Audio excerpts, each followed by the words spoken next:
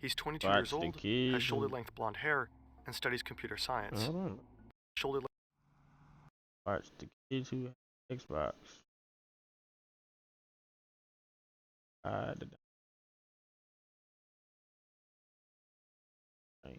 8 minutes. 10 minutes. That's it, bro. 2014, Mississauga, Ontario. This is David Pecora. He's 22 years old, has shoulder-length blonde hair, and studies computer science. His online names are Xenon and Xenomega. He's part of the Xbox community, tweaking consoles and creating cheats for games like Halo and Call of Duty. Right now, he has an annoying problem. The bumper of his car is broken, and the dealer refuses to ship the parts to Canada. So he asks his friend Justin, who lives in the US, if he can order the new bumper to his house. They met each other years ago on the internet. Justin lives in Wilmington, about an 8-hour drive away. David's plan is to drive there, get the bumper, on this right now? maybe grab Like, do y'all see the graphics on this damn video? Like, what am I watching right now? To eat together and head back home. His dad offers to tag along so they can take turns driving. They take the family car. About an hour later, David and his dad get to the border. The US border officer checks their passports. He's about to wave them through when he sees a strange name on his display. "What's Xenon?" the officer asks. David flinches. That's his online name. But why on earth does it pop up here at the passport control? Two figures in dark uniforms approach the vehicle. They pull their weapons and tell him to step out of the car. David gets arrested. He walked right into a trap. The thing is, David may have done more than tweaking consoles and coding cheats. The FBI has been after him for years. He's part of a hacker gang that will become known as the Xbox Underground. They are responsible for an unprecedented series of cyber attacks on some of the biggest tech firms on the planet. They stole thousands of login credentials, heisted the source code of unpublished games, and hacked into confidential US military simulations. They didn't do it on behalf of some government agency. Sometimes they didn't even make money with it. They were just a bunch of teenagers. Them boys was just bored.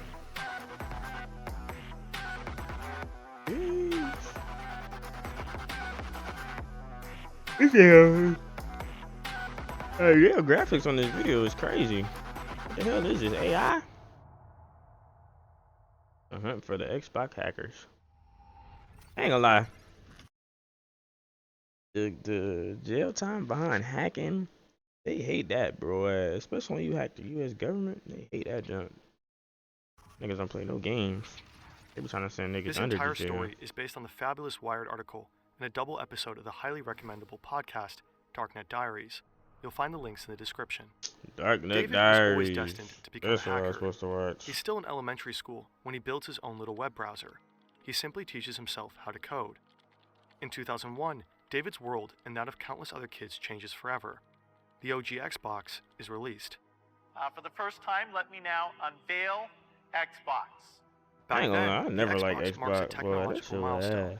A bunch of high-end hardware packed into a massive black. Man, I used to get that red ring of death on Xbox all the freaking time, bro. Oh my gosh, bro. Man, that junk was so terrible. Casing, the black and green dashboard, and the ridiculously my brothers always swore up and down that they knew how to. It's a completely new aesthetic at the time. David gets one and hopelessly falls in love with Halo. But he's not just a passionate gamer. He's fascinated by the Xbox's tech. He becomes part of the fast-growing online community of like-minded nerds. They crack their consoles and get their own software running. They stream music, install Linux, and even manage to boot up Nintendo games. David is extremely talented and quickly gains cred in the scene. He starts writing programs for Halo that let you tweak the physics or even the weather in the game. Then, in 2005, the Xbox 360 drops and changes everything. Again. Microsoft learned from its mistakes and bolstered the console's security. To hack the new Xbox, you need a development kit. That's a special console with extra features, just for developers. These dev kits are incredibly hard to get. Developers need to be verified by Microsoft to have one. For everyone else, they're strictly off limits. It takes a while, but eventually a few dev kits start popping up online. Someone has found thousands of them at a recycling yard. Microsoft must have tried to trash them, but now someone is making money by selling them. In 2008, Yeah, David acquires I several... feel like if I never watched stuff like this, I would have never knew stuff like this. Cause what the hell is you talking about dev kits? It must not. All right, 3 minutes. Ain't. I want to watch. Okay, Darknet Diaries. Okay. I like a little these dev kits podcast for when I'm at himself work. and resells a few. This is how he meets Justin May, his buddy from Wilmington. Online, Justin goes by MTW. The dev kit gives David access to PartnerNet, a closed platform where Xbox developers upload test versions of their games. He spends his nights scouring PartnerNet, posting now I got something to screenshots of watch. unreleased games, and making a listen name to. for himself in online forums. He starts showing up late to school. His grades are slipping. But he thinks, what if this is my ticket to a career in game development? I ain't gonna lie, that modding jump gotta be so fun, bro. Like you just sit there and mod games all day, bro. Making random. Now everybody freaked out. They be trying to In make freaked out 2010, mods. David catches the attention of a guy named Dylan Wheeler. Dylan is 14 and lives in Perth, Australia. He has long brown hair and is in the middle of puberty. He loves a good thrill and got into hacking early on. In high school, Dylan got suspended for hacking into the school's network. But he doesn't like to be told what to do, so he hacked the network again and got suspended again.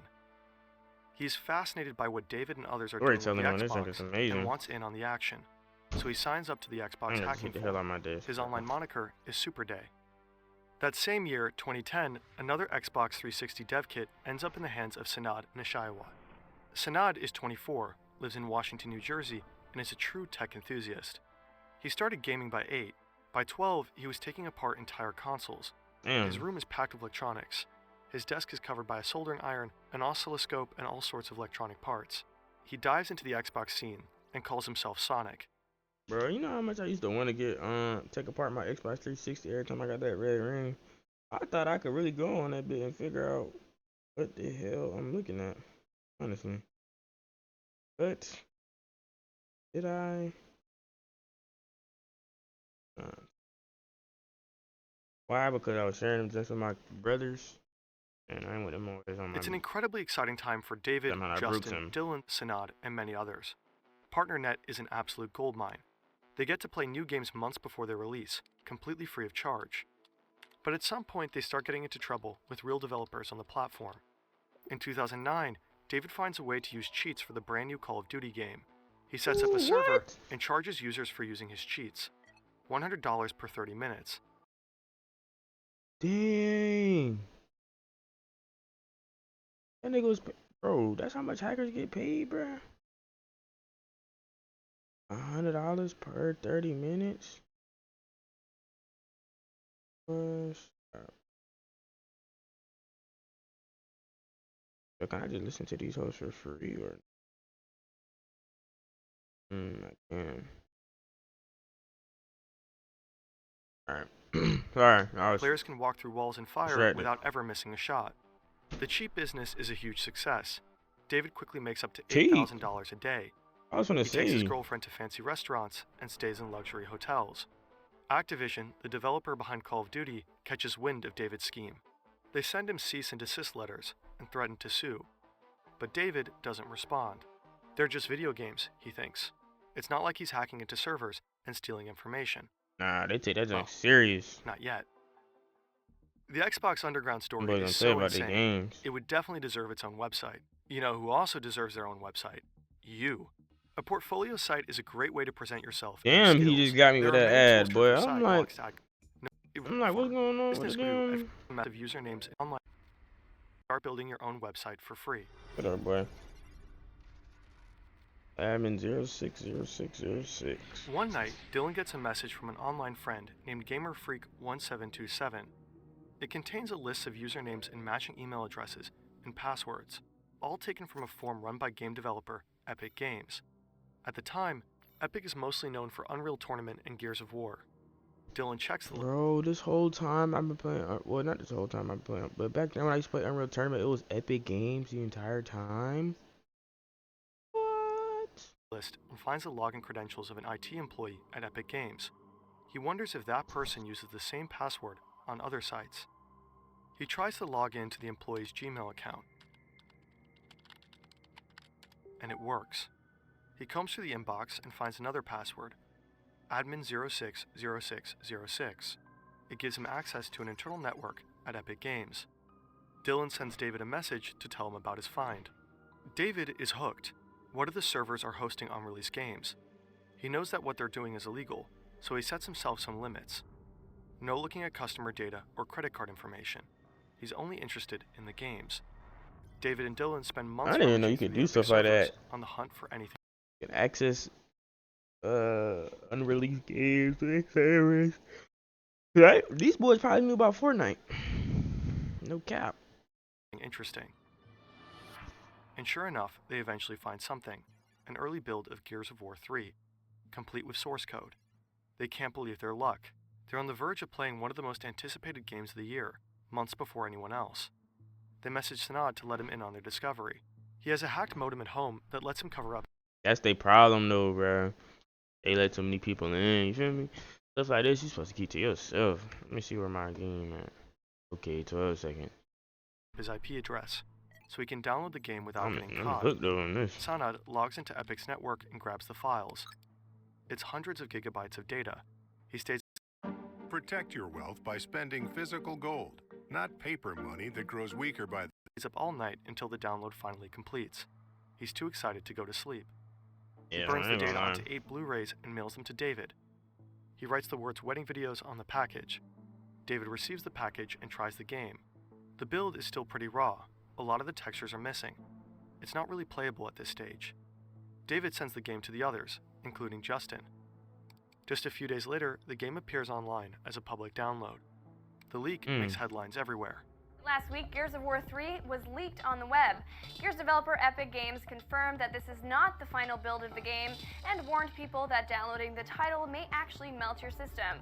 Not sure if that's true, but scare tactics aside, don't pirate. Pirating sucks. The guys are still snooping around the Epic Games network when they stumble upon a very unsettling email. Epic Games has called the FBI because of the leak, but it seems the feds are not onto them yet. David is freaking out. He asks Justin to help him crypt his hard drives. Sanad decides to lay low and wait for things to calm down. Dylan, however, doesn't care about the FBI. He keeps logging into the servers, while the feds are actively scanning them to find the hackers. His ballsiness pays off. Dylan finds a USB drive connected to the network, and on that drive he finds a list of all the company's important access credentials. Dylan now has full access to Epic's network. From that point on, he logs into the network every single day. He roams around the PCs of Epic employees and taps their webcams. He sits at his computer in Australia and watches them in real time while they move around the office or sit in meetings. He mostly exploits human errors. He searches data breaches for login credentials and then tries them on other sites. Eventually, he manages to also hack into the network of other companies. Dylan is on a serious hacking spree. David and Sanad find out what he is doing and jump back in. They just can't resist. One by one, they hack the networks of tech giants like Microsoft, EA, Bungie, Blizzard, Valve, and Activision. They were getting all the major ones. Like Microsoft, EA, Bungie, Blizzard, Valve, and Activision. They keep digging deeper and deeper, downloading more and more unreleased games. It's like a fever dream. Yeah, bro, imagine if you could just play a whole bunch of unreleased games. Nigga, I'd be on that bit every day getting them unreleased games. The guys have been hacking their way through the gaming industry for almost a year now. From time to time, they're also making money off of it. David starts selling the jacked and unreleased games to a user called Xbox Dev Guy.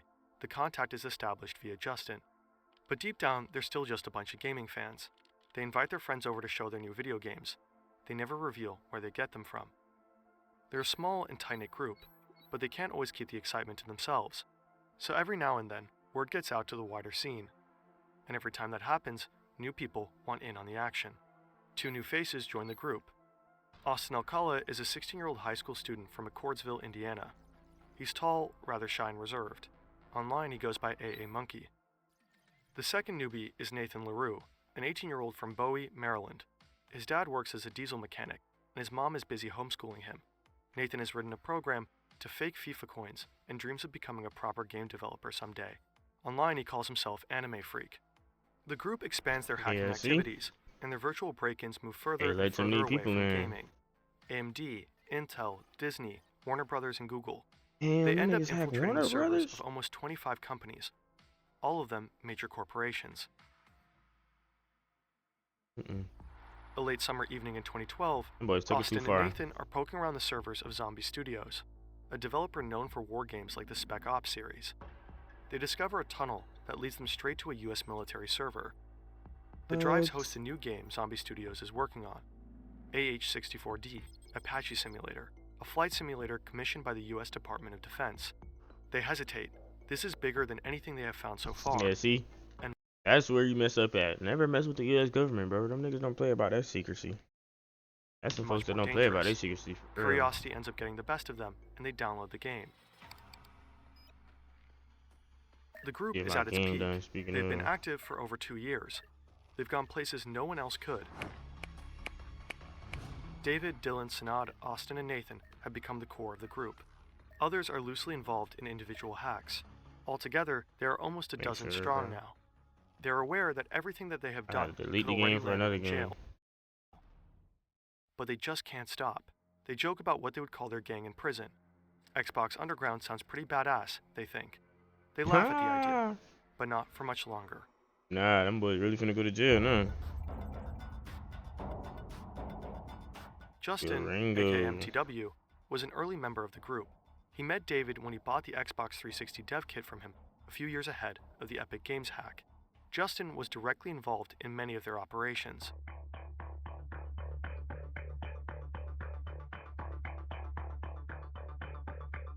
A few days before Gears of War 3 was leaked, Justin got the game from the others in the group. Some of them, like Sanad, suspected that he was the one who put it online. Justin is almost 3 years older than David, but compared to him, he's a lot less cautious. In 2010, Justin attends PAX East, a video game convention in Boston. Going to a video game convention knowing that you hacking the video game to look at earlier games is hilarious. That's a different level of I never cared. He gets calls from Sanad and a few others in the group. They ask him if he can hack into one of the networks on site. Maybe he'll find something interesting. No big deal if not.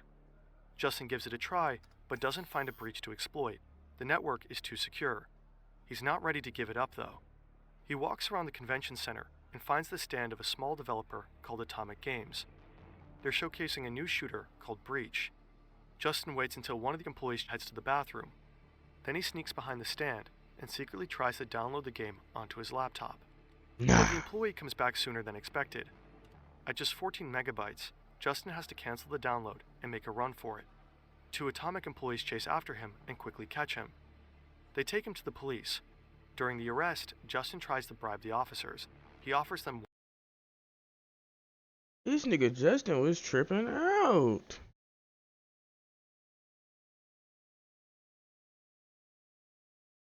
Tripping out.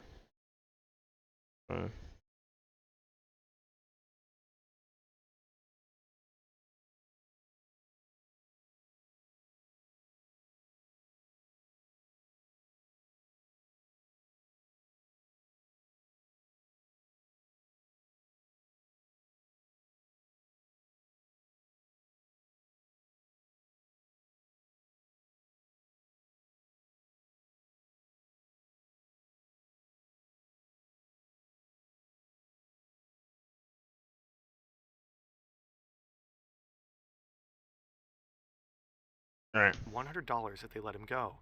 During the interrogation, he openly admits he was trying to steal the game. He Yeah, repeatedly this tells nigga the cops tripping. that he's named Imagine trying to pay the cops, police officers $100 names of people for bigger bribing. and more important than himself. When the others hear about the arrest, they get suspicious. What if Justin has been talking to the cops? He loses their trust. He disappears for a while, but eventually gets back in touch, trying to regain their trust. Now he is scamming companies like Cisco, Microsoft, and Lenovo with a return fraud scheme. Someone like that couldn't possibly be working with the cops. Some in the group, like David and Dylan, are thinking. Others, like Sanad, Nah, I would have felt like Buddy don't talk to the feds now. Cause I don't even know what the time is skeptical. behind trying to hack a After some time, Justin manages to get back on board.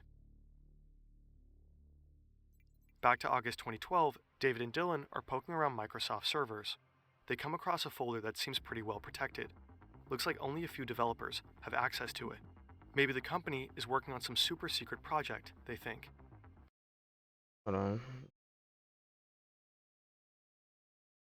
Alright, now we can get back on some Warzone. They download the folder and find a bunch of technical Might have documents. stopped this video at Some like pics of 20 circuit minutes. boards and casings, source code, all that kind of stuff.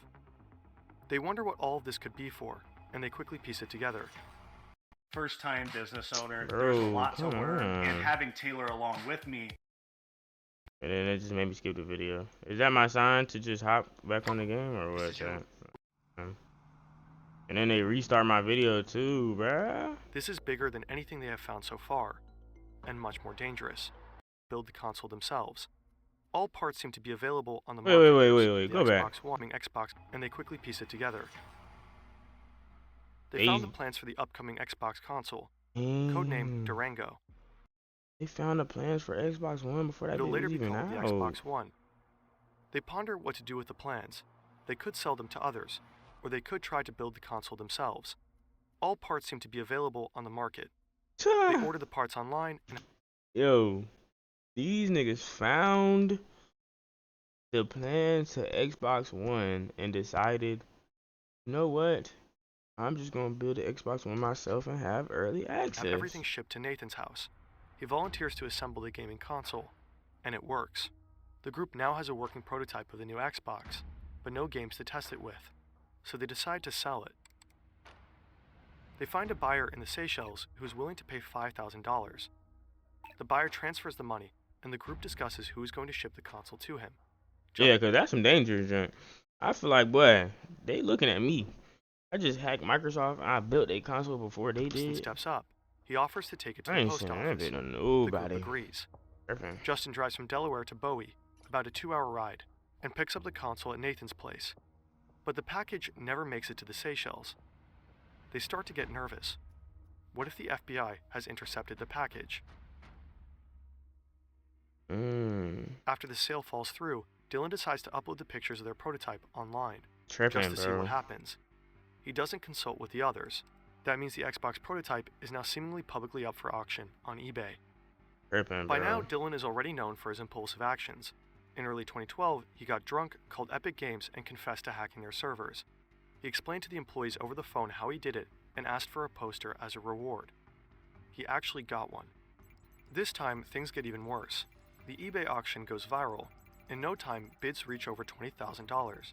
But the sale doesn't go through because Microsoft files a copyright claim. Dylan, who set up the auction under his online name, Superday, starts giving online interviews. We have someone who's gotten pretty Damn. This nigga Superday. I mean, this nigga Dylan. So Dylan effed it up for the whole group, bro. Honestly. world renowned over the past couple of weeks here. I'm just gonna go straight to the chase here. His name is Dylan. Most people probably know him by his moniker Super Day. He's gotten himself into a little bit of trouble with Microsoft You and think? trying to. I guess he's taking the hacking community by storm. Dylan, welcome to the show. Nice. Sanad and David are pissed at Dylan. Really pissed. Boy, After Dylan leaving tried to get traces some all over fame the off that internet, joint. This kind of attention is the last thing they need. David cuts off all ties with Dylan. The only ones even more pissed are the people at Microsoft.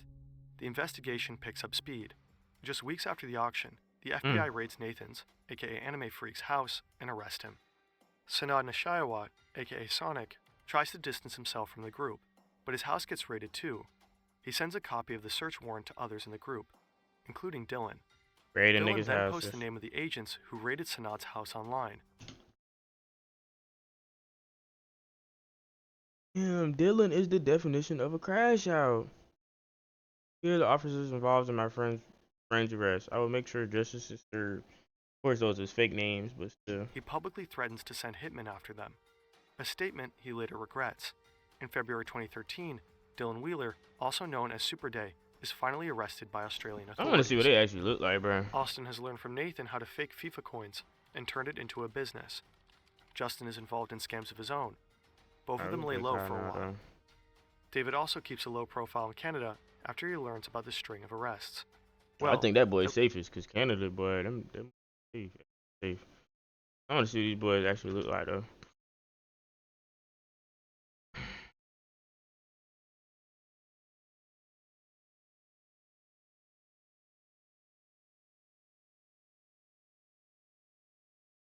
That's definitely not there. Yeah. Oh yeah, this Dylan Wheeler. Hell yeah, Dylan was definitely a crash out. I see it now.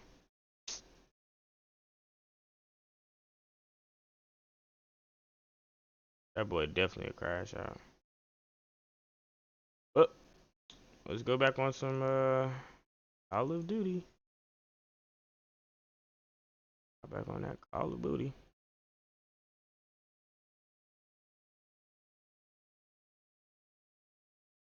I heard that. Come on, bro. Open up my Warzone, bro. Stop.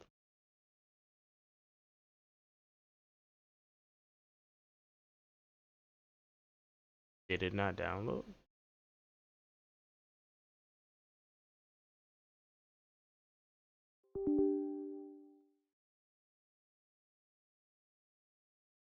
Yeah, that did that to my desktop.